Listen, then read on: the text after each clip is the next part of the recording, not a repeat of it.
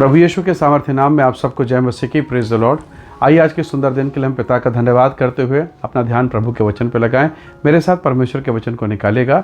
यहाँ इस प्रकार से लिखा है, रोमी की पुस्तक उसका 8वां अध्याय और 8 अध्याय के वचन 28। यहाँ लिखा है, हम जानते हैं कि जो लोग परमेश्वर से प्रेम रखते हैं उनके लिए सब बातें मिलकर भलाई ही को उत्पन्न करती है, अर्थात उन्हीं के लिए जो उसकी इच्छा के अनुसार बुलाए हुए हैं। Praise the Lord, hallelujah. परमेश्वर के लोगों, ये वचन जो कहता है कि सब बातें मिलकर परमेश्वर के लोगों के लिए जो प्रभु की इच्छा के अनुसार बुलाए गए हैं भलाई उत्पन्न करता है। पर कई बार आप देखते हैं कि आप भले मनुष्य हैं, आप अच्छे हैं, उसके बावजूद आपके साथ बुराई हो रही है। कोई आपका अपमान कर रहा है, कोई आपका बिजनेस चौपट कर रहा है, कोई आपके विरोध में काम कर रहा है, नाना प्रकार की परिस्थितियाँ। और कई बार हम परमेश्वर के भवन में होते हैं, हमारा जीवन बहुत अच्छा है, हमारी प्रेयर लाइफ भी बहुत अच्छी है, हमारे जीवन में तमाम आज्ञाएं हैं, और इसके बावजूद हम कई प्रकार की पीड़ा से, परेशानी से, डिप्रेशन से चलते हैं। समझ में नहीं आता कि गलती कहाँ हो रही है, समझ में ये नहीं आता कि क्यों मेरे साथ क्यों।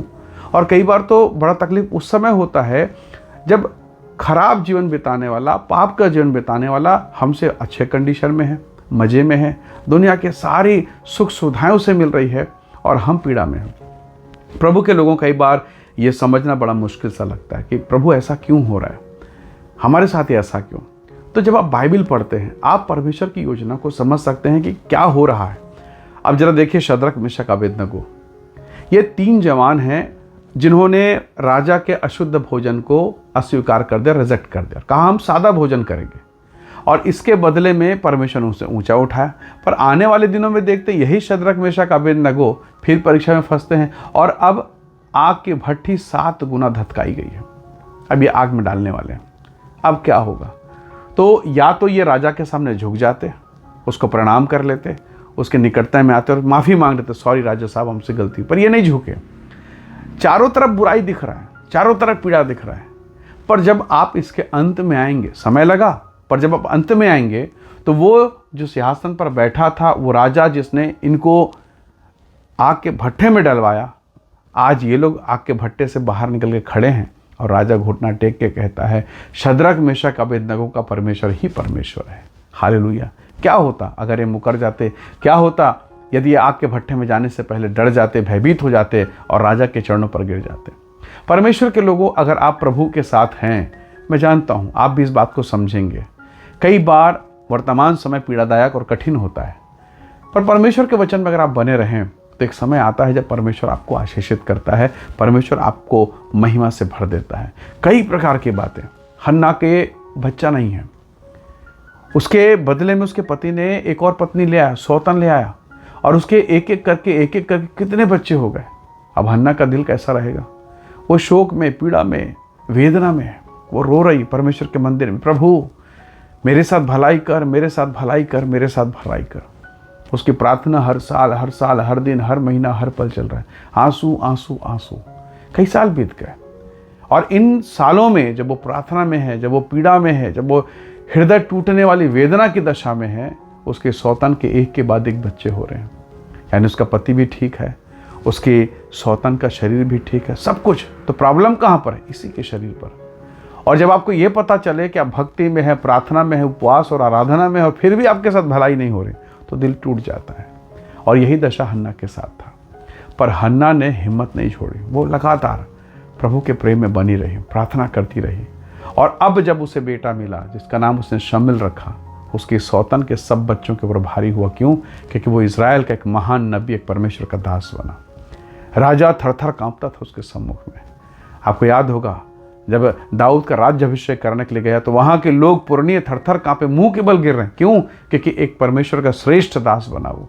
हालेलुया। तो प्रभु के लोगों, अगर आप वचन के अनुभव से समझें तो आज जो पीड़ा है, जो क्लेश है, जो समस्याएं हैं, जो खालीपन है, एक दिन महिमा से आपको भरपूर करेगा और एक ऐसे अनुग्रह में लेके खड़ा करेगा। तब आप कहेंगे, वाह धन्यवाद परमेश्वर, धन्यवाद कि आपने हमारे लिए क्या कुछ नहीं किया है।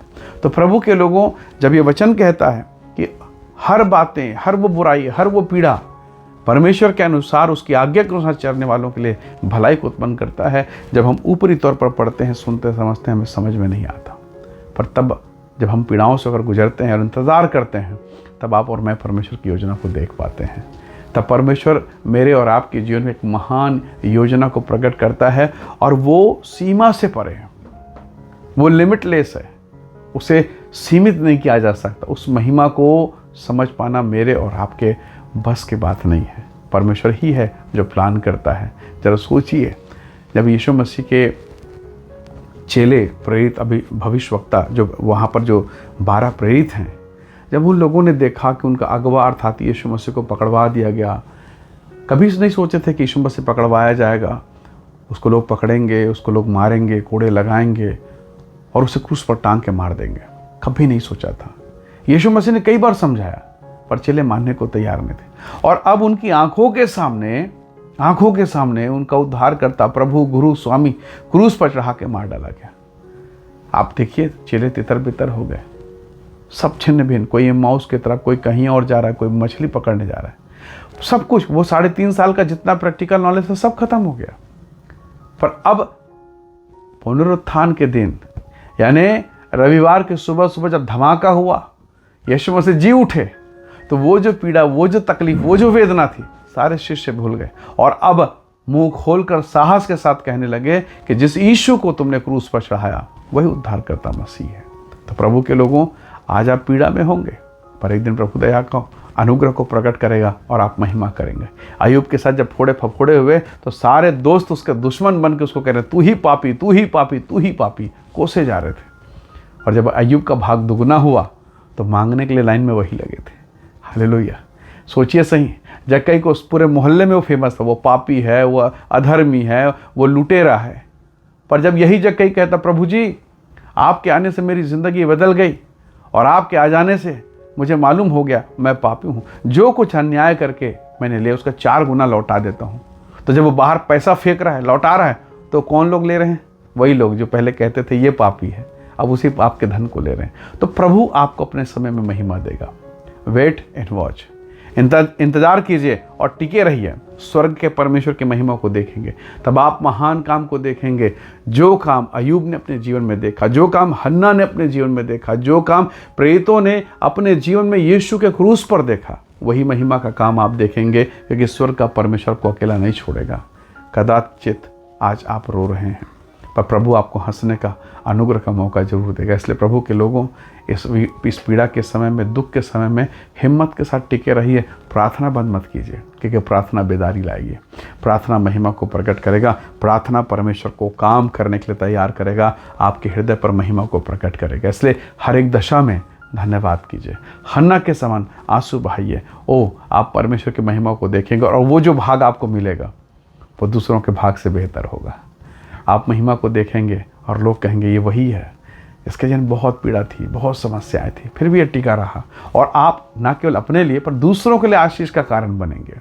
कई बार प्रभु आपको आशीष नहीं देगा, आपके साथ साथ आपको ऐसा बना देगा कि आपको देख के दूसरे भी आशीष पाएंगे, आपकी गवाही के द्वारा, आपके जीवन के द्वारा। सो आइए, इस दशा में जहां आप और मैं खड़े हैं, खुदा का धन्यवाद करें। आइए प्रार्थना करें। प्रेमी अनुग्रहकारी स्वर्ग के पिता, मेरे प्रिय लोगों को मैं आपके हाथों में सौंपता हूँ। इन्हें ब्लेस कर आशीष दे, अनुग्रह से भरें और इनके जीवन पर अपनी कृपा को प्रकट कीजिए। प्रभु जी, हर एक पीड़ा, परेशानी, निंदा, बदनामी प्रभु यीशु के नाम से दूर हो। इन्हें आशीष दें और अपनी महिमा से भर। प्रभु, ये जो शोक और पीड़ा है वो यीशु के नाम से टलने पाए। इनके घर में, इनके परिवार में, इनके परिवार के लोगों की जिन जो समस्याएं हैं वो यीशु के नाम से दूर हो और तेरी शांति, तेरी कृपा सदैव इनके जीवन पर बनी रहे। पिता धन्यवाद सारी आशीष के लिए यीशु मसीह के सामर्थी नाम से मांगते हैं। आमीन, आमीन। प्रभु आप सबको बहुत ऐसे आशीष दे। Praise the Lord. जय मसीह।